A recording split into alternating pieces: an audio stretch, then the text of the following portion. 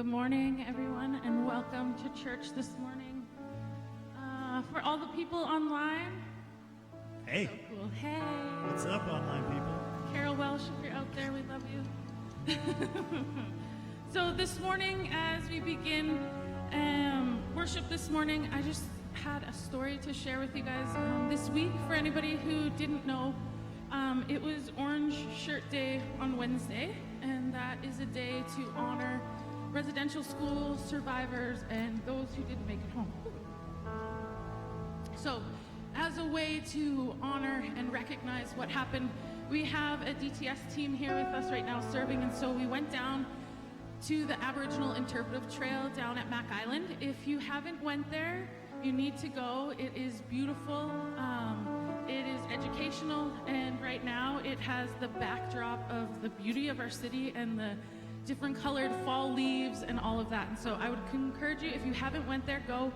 Along the path is these foxes all throughout it that have been decorated and painted by different people around the city. And then there's also sculptures throughout, and the sculptures are based on the 7 teachings, and those teachings, some of them are love and respect and honesty and truth. And so for me this week, the truth one really hit hard. We were walking and kind of turning the corner to come back and finish our walk, and there's a sculpture of a man down on his knee. And so I'm going to read you what it says on the plaque because I don't think I can fully do it justice. But so picture there's a man on the ground with his arm raised up, and it says, "Truth depicts an elder in a moment of understanding. Kneeling upon the earth, he stares skyward and reaches toward the Great Spirit. In his other hand is held to his chest in acknowledgement of the Spirit within." And then in quotations under it, it says, "I have forgotten who has made me." And that hit me in a way that I didn't expect this week, and I felt like it was something that was good to share with you guys. I don't think I'm the only one who at times forgets who my Maker is, and forgets that my Creator is a faithful and good God, that He's loving and kind and compassionate and gracious. And those times in my life where the place is confused is when I've forgotten who my Maker is. And so this morning I want to ask you guys to stand with us, and as we worship together, be mindful of that, of remembering who your Maker is, and celebrate who He is this morning with us.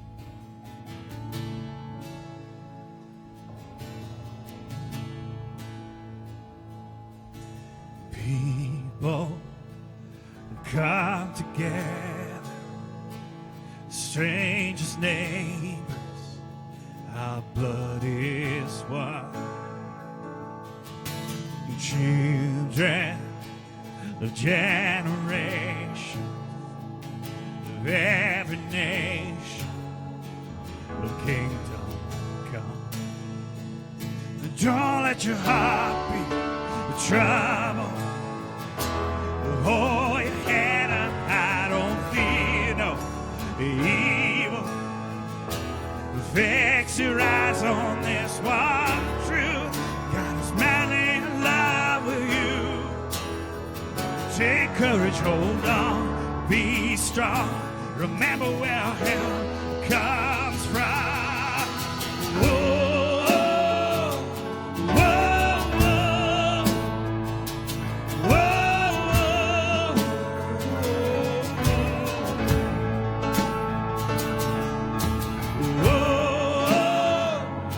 whoa, whoa,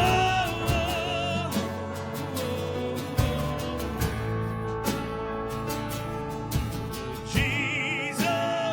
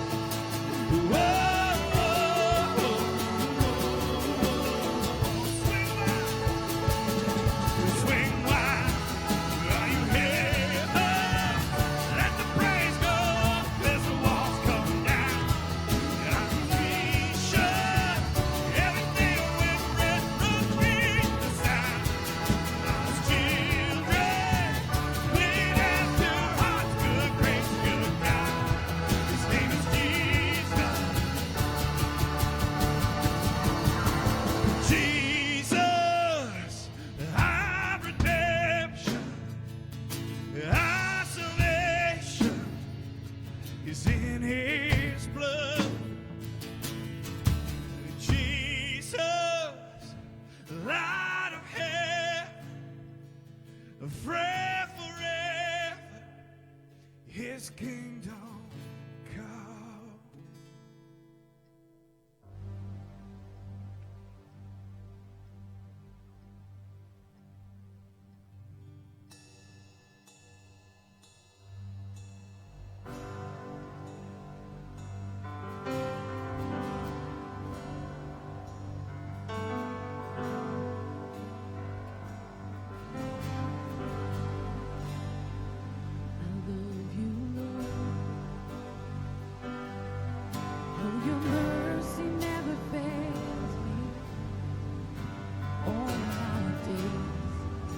Been held in your hand from the moment that I wake up until I lay my head. I will sing of the goodness of God. All my life you have been faithful.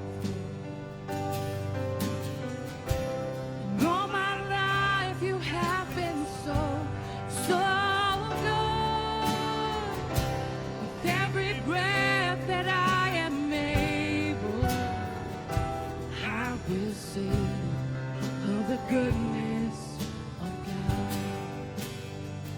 I love your voice, 'cause you have led me through the fire in darkest nights.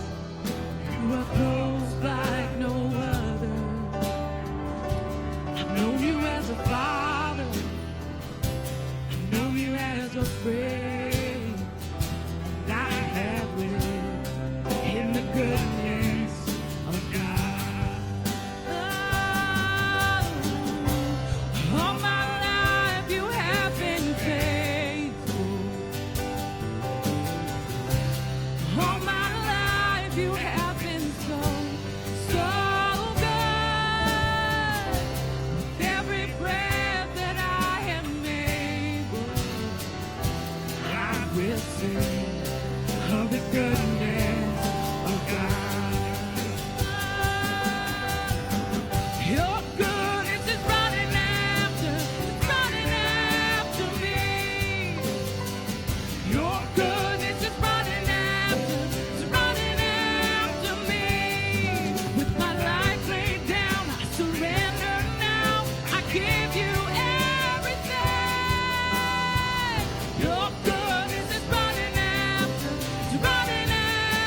me. Your goodness is running after me.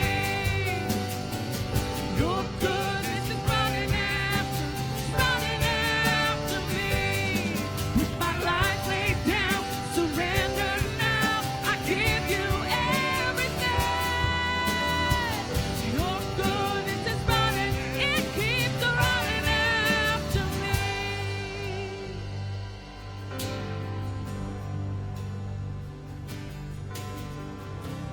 And all my life you have been faithful. All my life you have been so, so good. With every breath that I am able, I will sing of the goodness of God.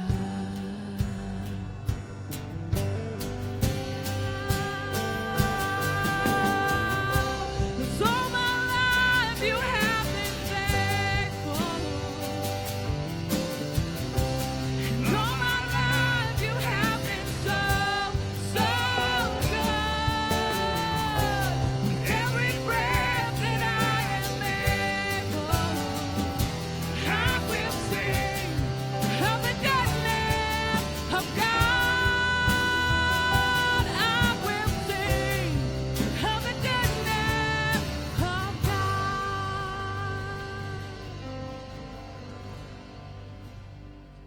And God, we pray this morning in the places where we've forgotten your goodness, in the places where our perspective needs to change, in the places where we need to be reminded of our Maker. God, I pray that you would move and work in us.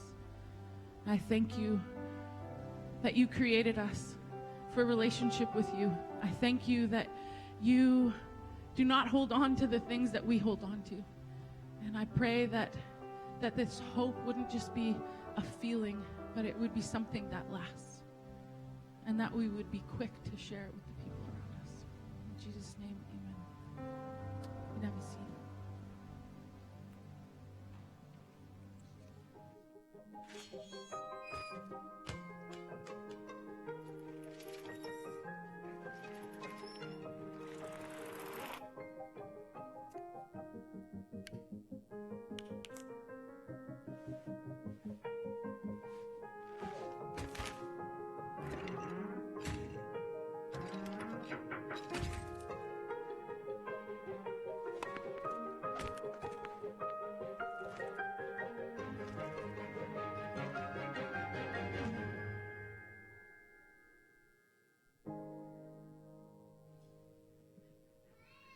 He fell off. He didn't even catch the thing. Good morning. My name's Dulcie, for those of you that don't know me. Morning, Carla. Since April, I've learnt some new skills. One of those is because of my love of sour bread. Thank you, Chelsea and Leanne. So I now know how to make sourdough bread. I'm not taking orders, though, because it was a one-time gig. I don't do it anymore. Another thing that I decided to do was I wanted to take more time out in nature. So I decided to buy a bike like everyone else in Fort McMurray and Canada. So long story short, I am a proud owner of just a helmet because there's no bikes in Canada. Bikes that I want, so I was super discouraged by that. But the thing is, I also had to learn how to do Zoom meetings, and I had to connect with youth students through a camera. And I am someone who loves to be in a group with people. I love to see people's faces and react to the way that they respond and everything like that. And because I love relationship. And when I was told I couldn't do things a certain way, I had to make a choice to spend my time a certain way. And so one of those was doing Zoom meetings with our youth. Community is a choice. It is something for the better. It is something good for us to have. And so that was something that I did. I chose to have community with people. If you haven't, guys, take the time. Make a choice and join a community group. We need it. God calls us to follow him. He gives us a choice to follow him, to lead like him. And part of that comes from being in community. So if you haven't, guys, take the time, make a choice, join a group, okay? If you haven't. Youth group, Tuesday night, we're here. Okay, goodbye, farewell, yes. You guys, how about those pants? Do you think I can pull those off? Oh, that was rude. Hey now. Oh my gosh, we're off to a bad start this morning. You guys, man, I'm going to tell you a story. I can't help myself. A few years back, I used to be a firefighter medic, and we went on this call, and it was, even to this day, it was a medical call that the gory details are stuck in my mind forever. I won't share them with you. It was a very serious call. Somebody was trapped beneath a piece of heavy equipment, and it took us an hour to free them, and we got them in the helicopter, and he disappeared out of my life, and I thought for sure he was not going to make it. It was a bad call. And those always kind of suck, and you always kind of hated those. And then a few months later, maybe more than a few months, 6 months later, we were at the fire hall, and in walks this guy with a box of Tim Hortons donuts. He had made it, and he was walking, and he was on the road to recovery, and he came to the fire hall to thank us and to let us know that what we did worked. It was incredibly encouraging, and it's something that doesn't actually happen very often in that field. And it's something that doesn't really happen in the church world either. You see, you guys, we give and we serve and we do all sorts of things, and more often than not, we don't get to see the benefit, the reward, the effect of the things that we have done. Sometimes it takes years, like planting a sequoia tree. It takes years for it to grow into its fullness. And so that's why we've committed at Fort City to do our best to share the success stories with you. And so last week you saw Adam Manthorn get baptized right here, and he shared his story. And you guys, that's not just Adam's story. It's your story too. And so this morning I got a small clip of someone who's going to share their story of how what happens here affected their life. And I just want to show it to you. This is an important story. And so let's roll that now. Yeah, it was, I remember pulling up and just kind of, people were so casual, and I was like, what is this? It's not like anything I've experienced before. And I remember totally trying to blend in. I was like, we were greeted at the door, and I was like, oh, we'll just take a seat at the back.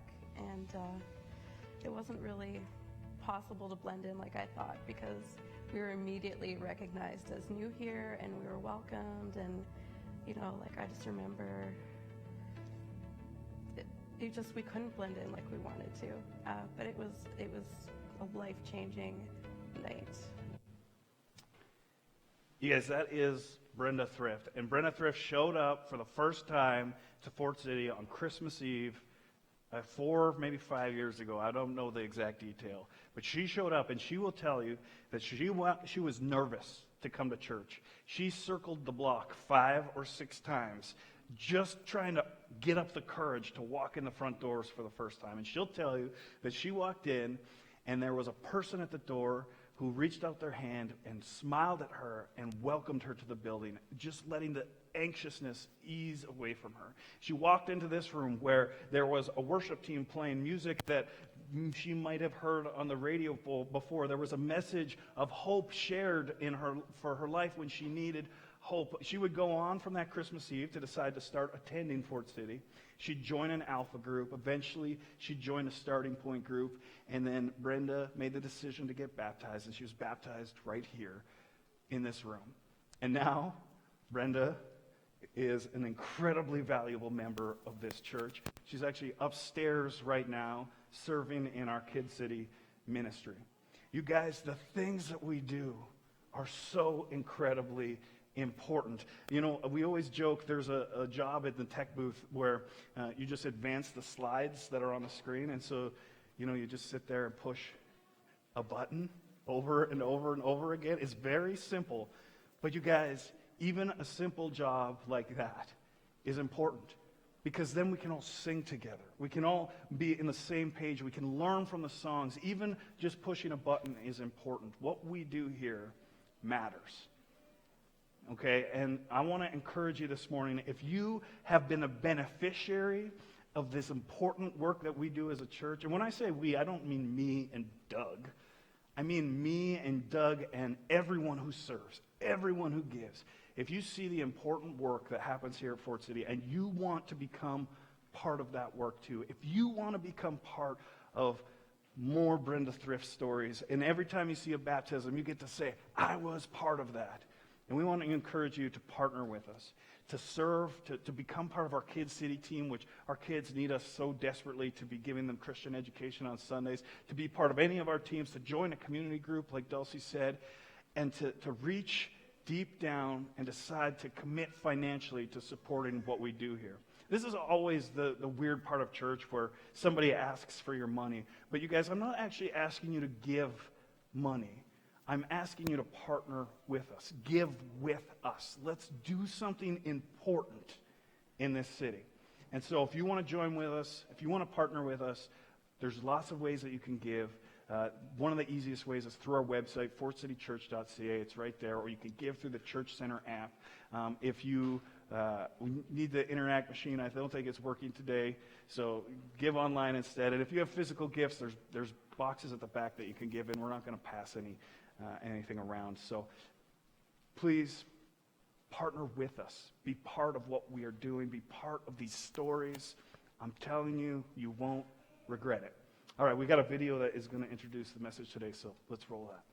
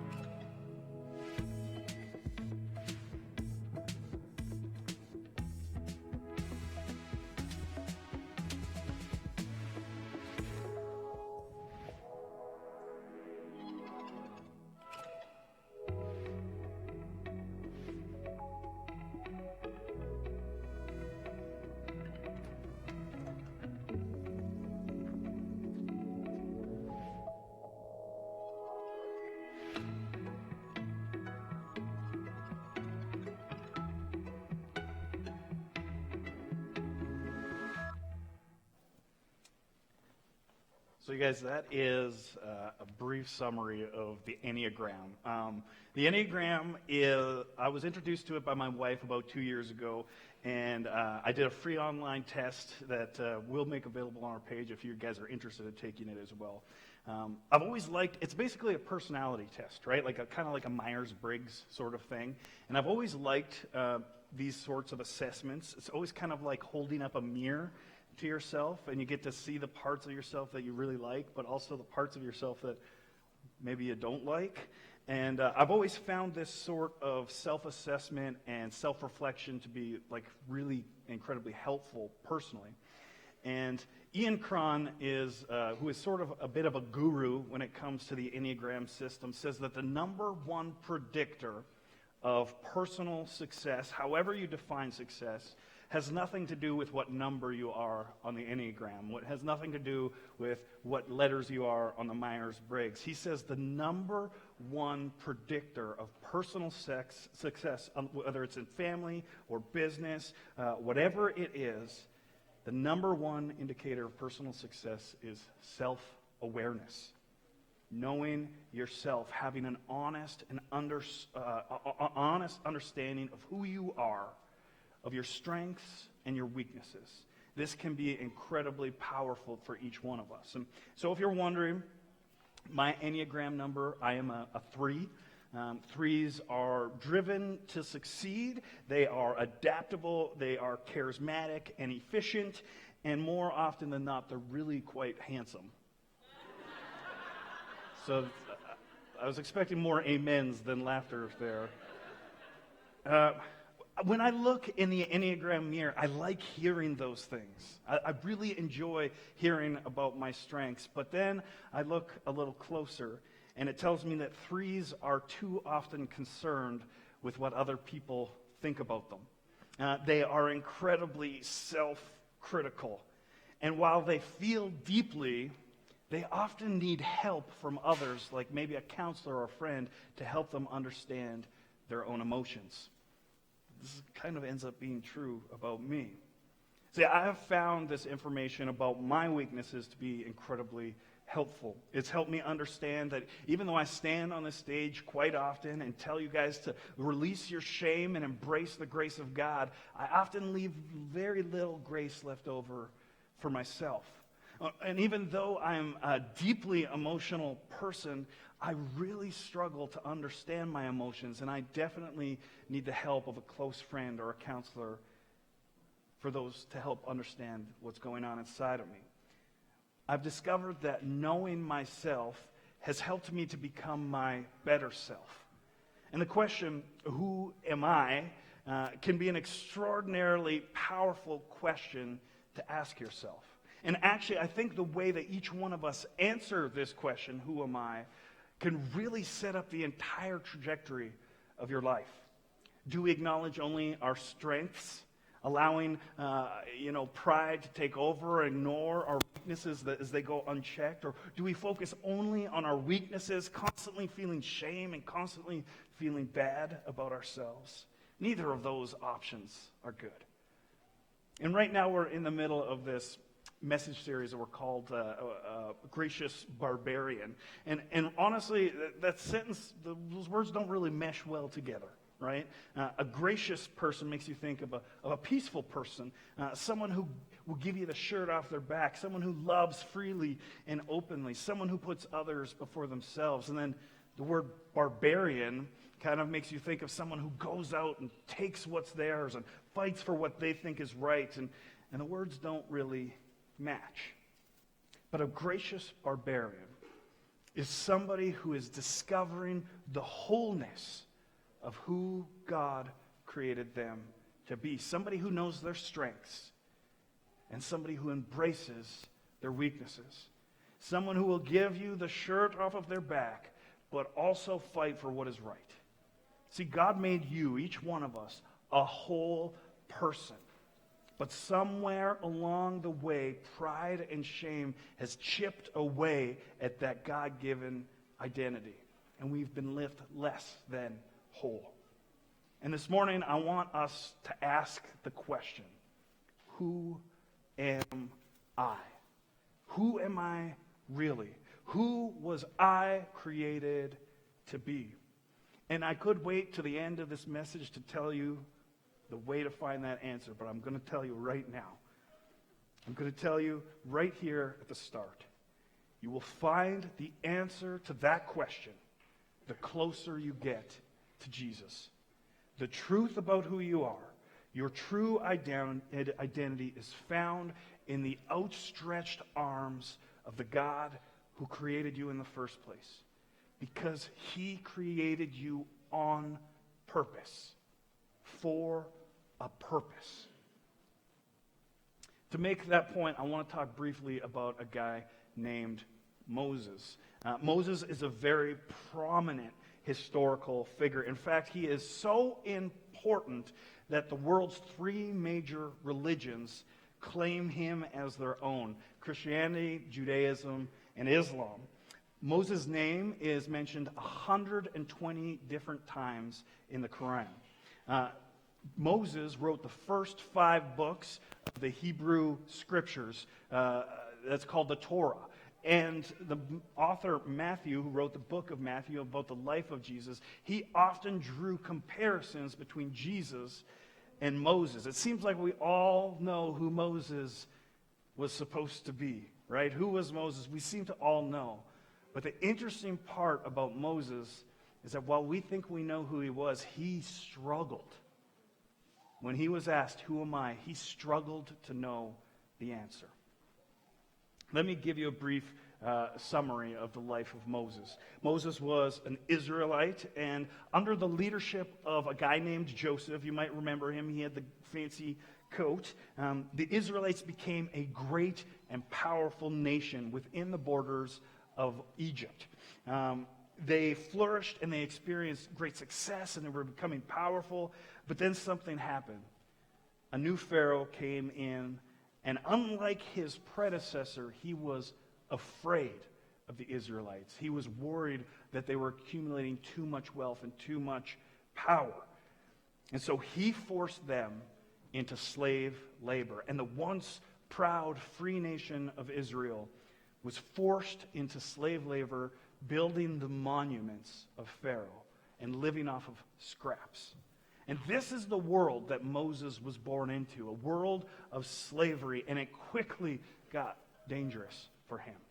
Pharaoh was so fearful of the people of Israel that he actually ordered all the male infants, all the Israelite male infants, to be thrown into the Nile River.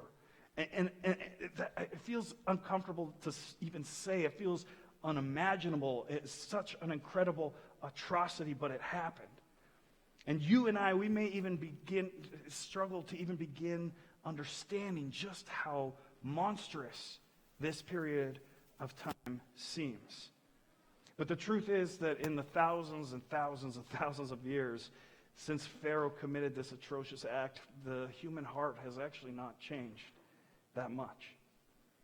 Like Steph said, this week we celebrated the Orange Shirt Day, and it's a day where we as Canadians take to honor the memory and the lives of children who were ripped from the loving arms of their mothers, who had their culture stolen from them, and whose lives were lost because those in power feared them. And we acknowledge the survivors and we remember this attempted cultural genocide, and we listen to their voices so we can hear the pain and maybe begin to pursue reconciliation. You know, it's easy to read an Old Testament story like the one about Moses and Pharaoh and think that those atrocities are thousands of years away, but they are not.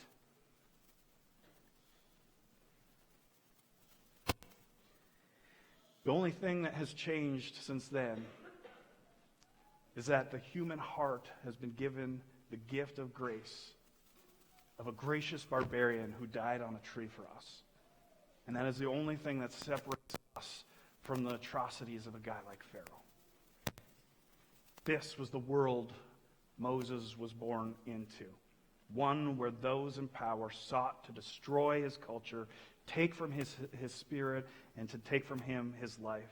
And his mother, when Pharaoh made this order, in desperation, trying to save him, set him afloat in a basket into the Nile River, hoping that by some miracle he would be rescued and saved. And he floated down the river, and Moses was eventually found by Pharaoh's daughter, who rescued him from the water and then raised him as her own. And I love this comparison here, that this chance rescue for the river ended up being this major turning point in the story of Moses. The same river that he was supposed to drown in was the same river that became the route to his destiny. Which should have been his path to destruction, God used as his path to completion. And this story always makes me ask this question, what is that river in my life? What is that pain? What is that death sentence that I have accepted? And it doesn't have to be that way. That it doesn't have to stay that way. See, the river can be the thing that consumes you, or it can be the river that carries you towards God. God is in the business of turning what was meant to harm us into his goodness in our lives. So Moses would grow up experiencing the wealth and the privilege of what it meant to be an Egyptian, all the while feeling drawn to, but never quite understanding his own Hebrew heritage. His identity, it was confused. It was in flux. He didn't fit as an Egyptian, and he didn't fit as a Hebrew. And as an adult, his struggle with personal identity didn't get better, it got worse.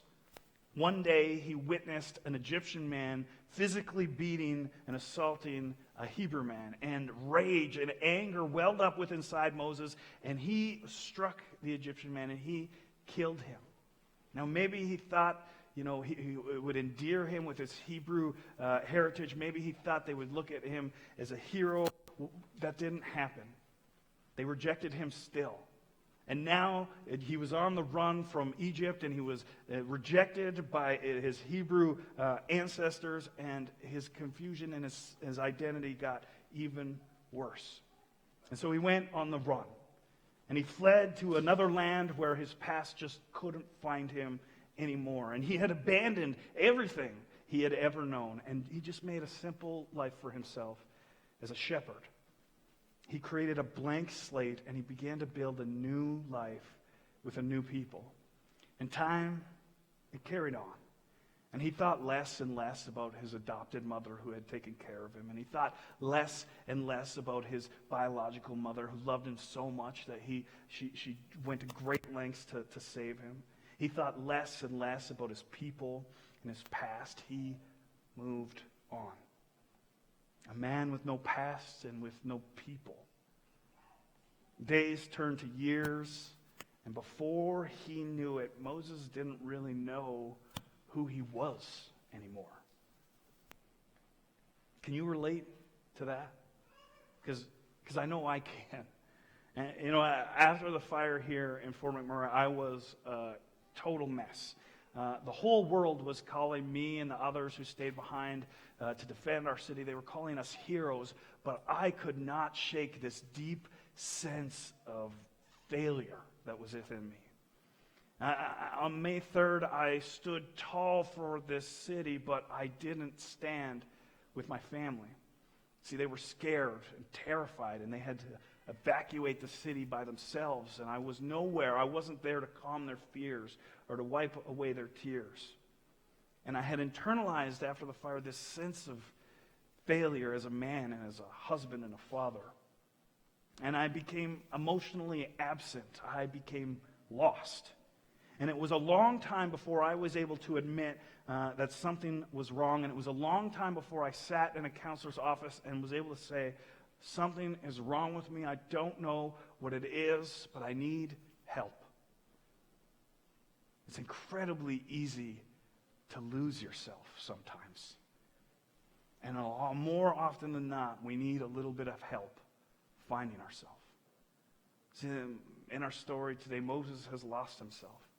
He's just been going through the motions. He's been chasing sheep, even though he's meant to lead people. And then one day, as his sheep are grazing in the shadow of a mountain called Sinai, Moses sees something odd in the distance. And it looks like a small fire. And he turns back and he looks at his flock, and he's hesitant to leave them behind, but his curiosity gets the best of him. And he moves towards the fire, and as he gets closer, he discovers that it is a bush on fire. And as he gets closer, he realizes that even though this bush is on fire, that it's not being consumed. That even though it's on fire, the leaves aren't being burned. I used to have a captain who was so old that we would say he was the firefighter who responded to the burning bush. And he didn't like that very much. See, Moses is standing here in awe of this anomaly, right? He's in awe of what's happening when suddenly something happens. When the Lord saw that Moses had gone over to look, God called to him from within the bush, Moses.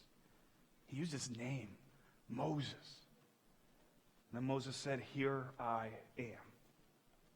You guys, Moses had been running for so long. He had been avoiding his purpose long enough. Moses had forgotten who he was, and here we see God enter into his story to remind him.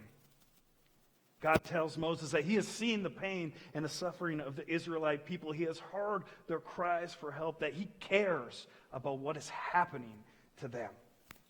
And that the time has come for God to rescue his people and to take them away to a promised land that was for them. A place they could call their own, a place where they could be free, and a place where once again they could flourish. And then God tells Moses something big, something incredibly important, and it's something that Moses did not want to hear. So now go, God tells him, so now go. I am sending you to Pharaoh to bring my people, the Israelites, out of Egypt. Moses was not expecting this. He had moved on. The land of Egypt was just a distant piece of his past now. He wasn't that person anymore. The Hebrews, they didn't want him, and the Egyptians, they didn't want him either. And so Moses asked this question, a question that I think is incredibly important for each one of us to ask. But Moses said to God, "Who am I? Who am I to speak to Pharaoh? I was once part of Pharaoh's family, but I've been thrown out. Who am I to speak to the people of Israel? They have rejected me too. Who am I, God?" And Moses is literally standing in front of a burning bush that isn't burning. He is literally hearing the voice of God. He is literally being told that God has given him this great purpose, and yet he has become so unaware of who he is that he cannot even begin to imagine being part of God's plans. When you hear us say those words, that you were created on purpose for a purpose, what does that make you think? Do you think that maybe I'm wrong? Do you think I'm just trying to inspire you? Maybe I'm just lying to you? Like Moses, do you ask the question, who am I to do something important? I'm just a screw up, or I'm just a nobody, or I'm just floating through life. I'm just trying to make ends meet. I'm just trying to be a good dad or a husband. I'm just trying to get by. This is one of the most important things that we can learn about ourselves. If we acknowledge this one simple truth, that God made us on purpose for a purpose, it will change everything. If we can tie our existence to the purposes of our Creator, and not our failures and successes, not our strengths or weaknesses, instead see ourselves as sons and daughters of God, brothers and sisters in this community, a people with a purpose, then we are moving closer and closer to being able to answer that question, who am I? I love God's response to Moses here. You know, when Moses said, "Who am I?" and the very next thing God says to him, God says, "I will be with you." But God, I'm not good enough. That's okay. I'll be with you. But God, I'm not strong enough. That's okay. I will be with you. But God, I've made so many mistakes. Nobody's even going to believe me. That's okay. I will be with you. You know, I remember teaching my son Justice how to ride a bike, and I stood behind him on his bicycle, and we'd just taken the training wheels off for the first time, and I'm holding the seat, and he looks at me, Dad, but what if I fall? And I said, it's okay. I'm right here.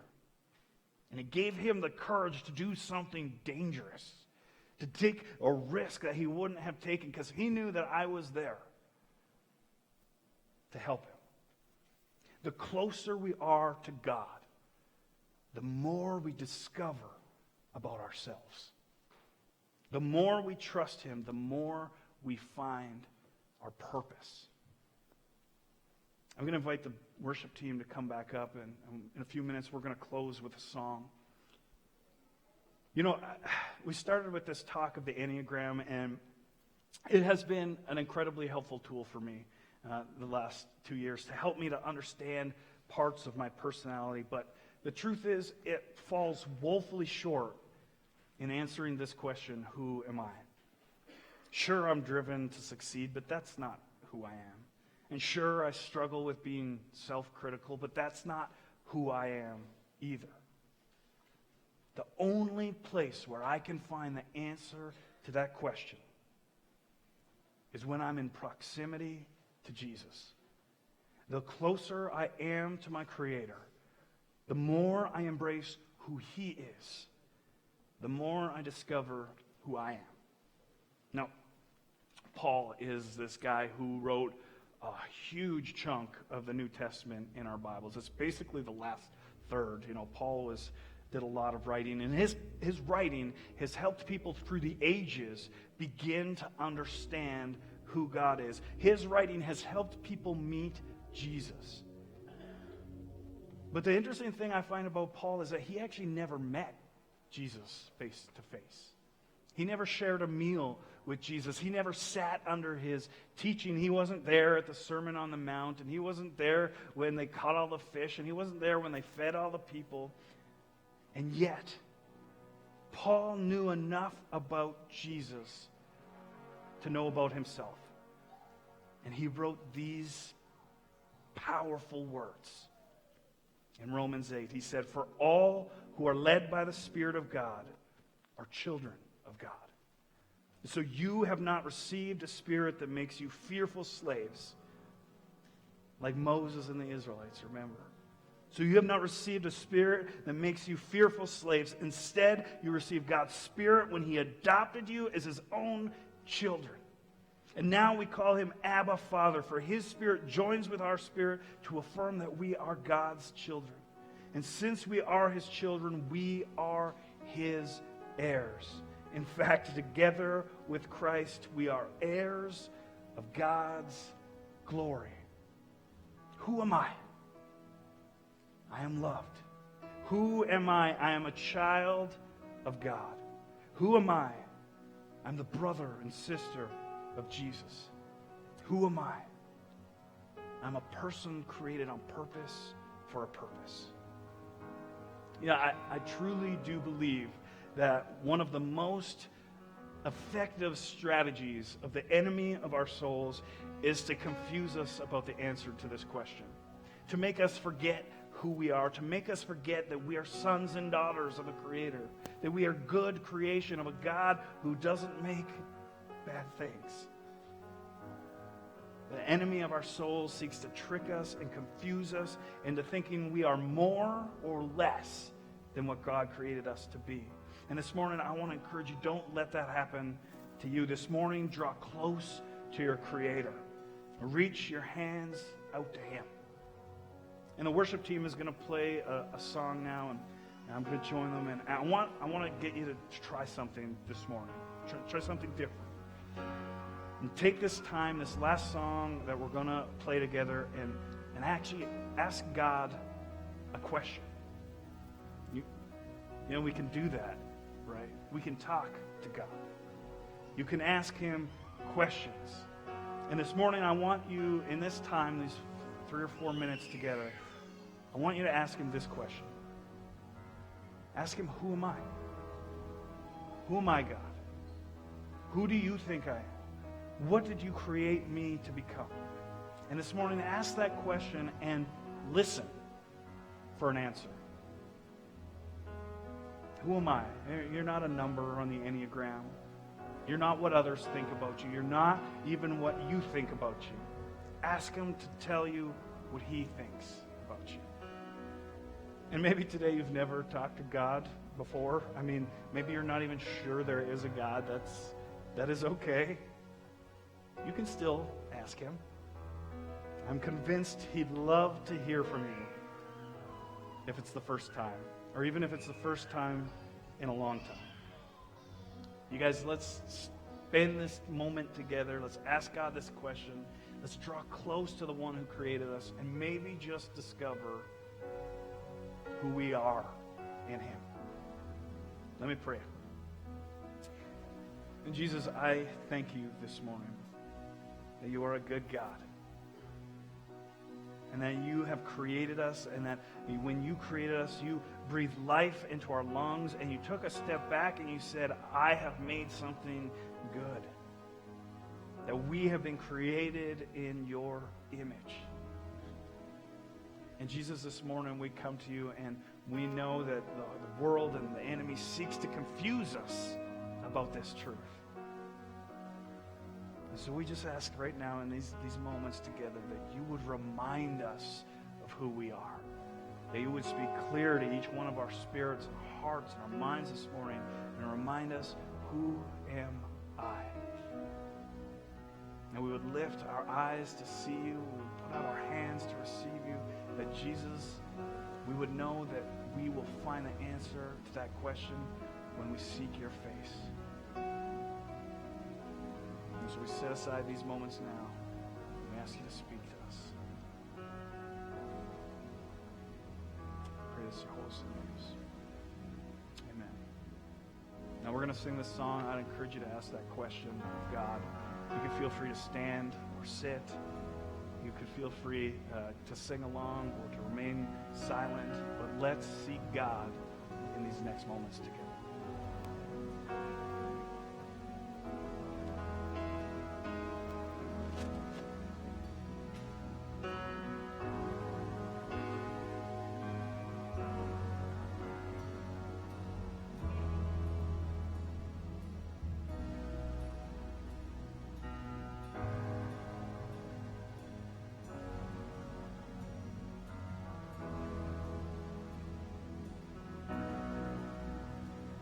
Oh, how high could I climb mountains if the mountains were where you hide?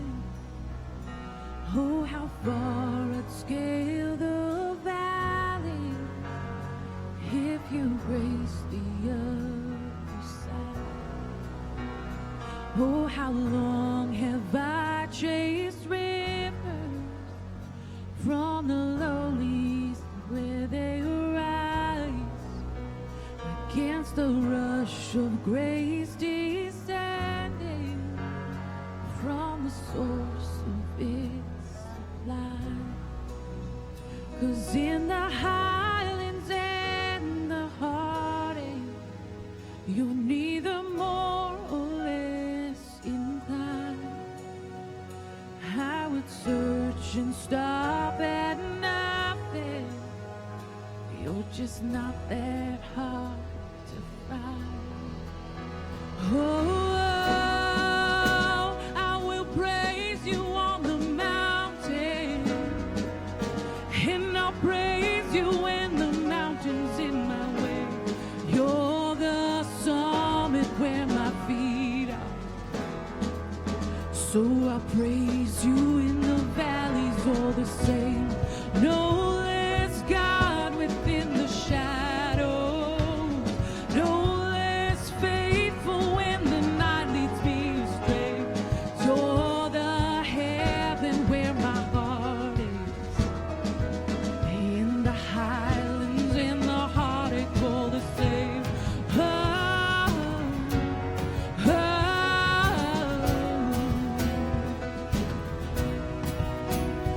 Oh, how far beneath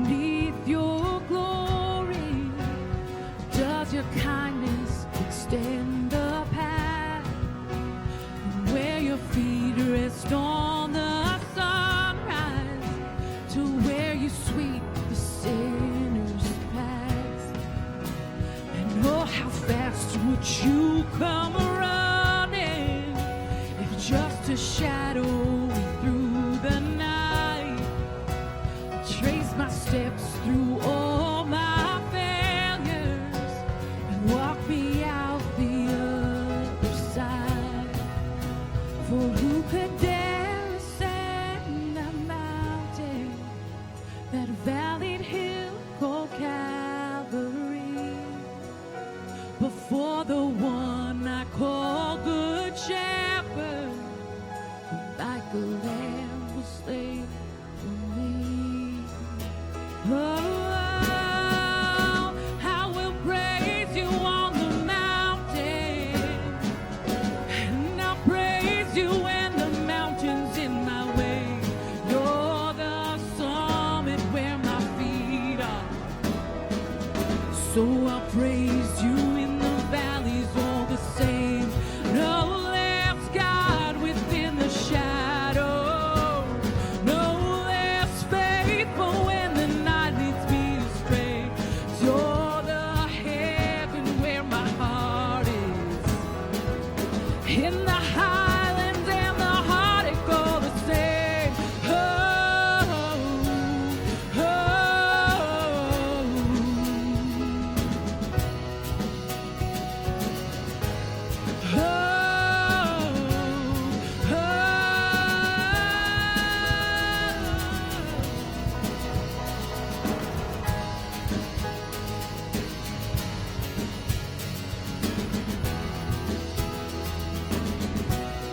whatever I walk through, wherever I am, your name can move mountains.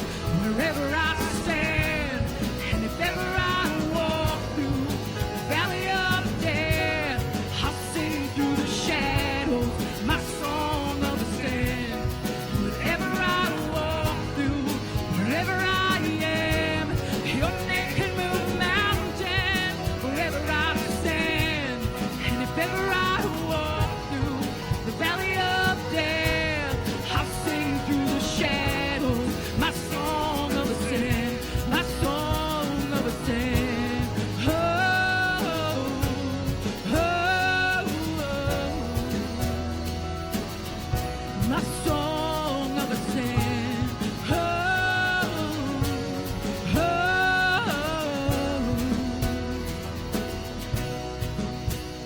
From the gravest of all valleys come the pasture we call grace, a mighty river flowing upwards from a deep but empty grave.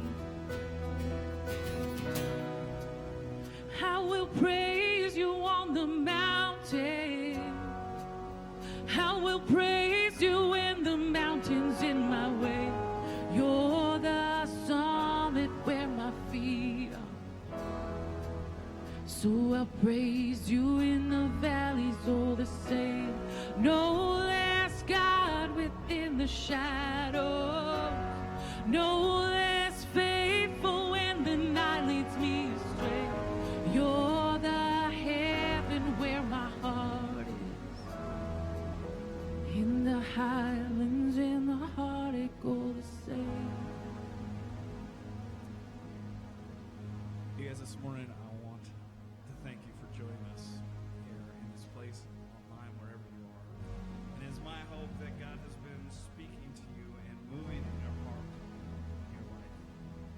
And this morning I want to encourage you. Sometimes these questions and this whole faith thing can be difficult to figure out on your own. And I just want to encourage you. This week we are starting a new group called Starting Point. It's going to be mainly these for the next 8 weeks. If you want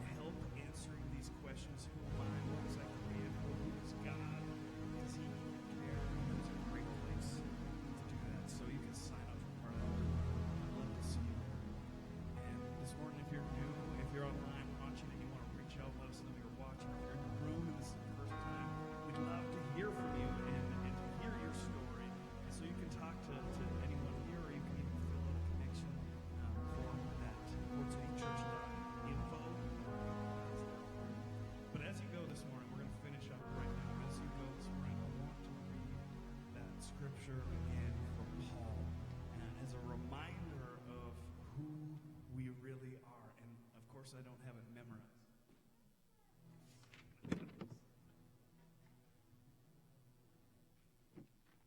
I'm a pastor. I should memorize these things. Guys, these words are so powerful, okay? Let them sink into your heart, into your mind this morning. For all who are led by the Spirit of God are children of God. That is us. So you have not received a spirit that makes you fearful slaves. Instead, you received God's Spirit when he adopted you as his own children. Now we call him Abba, Father, for his Spirit joins with our spirit to affirm that we are God's children. And since we are his children, we are his heirs. In fact, together with Christ, we are the heirs of God's glory. You are the heir of God's glory. What confidence comes from believing that? You guys go into your week. Be blessed, and we'll see you